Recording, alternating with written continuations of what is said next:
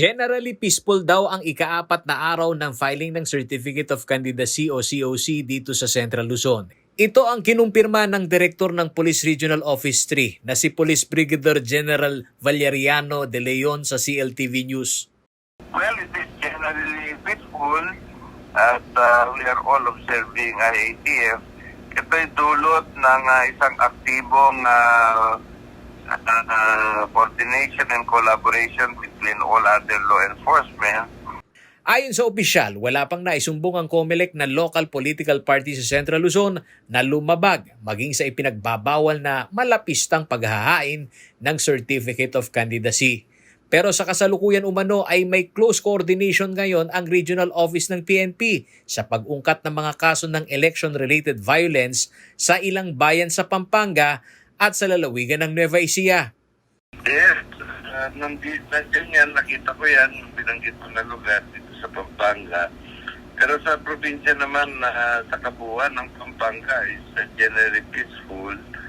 We are closely watching Nueva Ecija.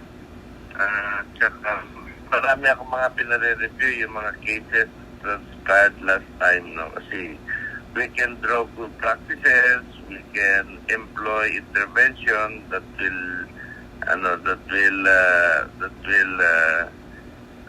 minimize o kaya sabihin na natin mawala yung occurrence ng violence.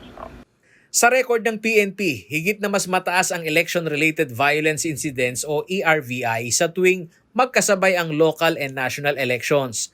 Gaya na lamang umano noong 2016 kung saan nagkaroon ng 133 incidents ng election-related violence sa buong bansa habang 60 naman ang naitala noong 2019 midterm election. Base sa nakuhang record ng CLTV News, noong 2016 kabilang ang Nueva Ecija sa 9 na probinsya na nailagay sa election watch list. Ngayong 2022 election, may tiyak na makakabangga ang umaliklan sa gubernatorial seat ng lalawigan na si Palayan Mayor Rian Cuevas. Ayon naman kay General De Leon, may dynamics ang pagtatakda ng mga pulisiya sa isang lugar na mailalagay sa election watch list.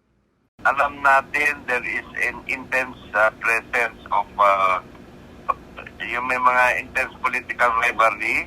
Mamomonitor natin yan, no? Medyo may mga discontentment from both parties.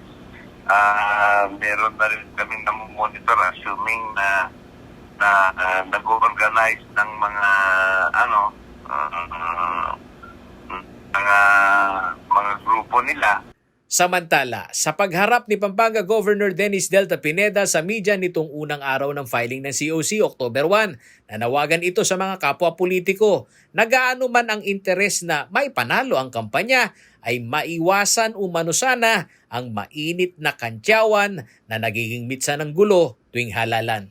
Tama na ho yung kung ano yung intensyon natin, sabihin natin, wag na ho tayo magpalitan pa ng mga masasamang salita.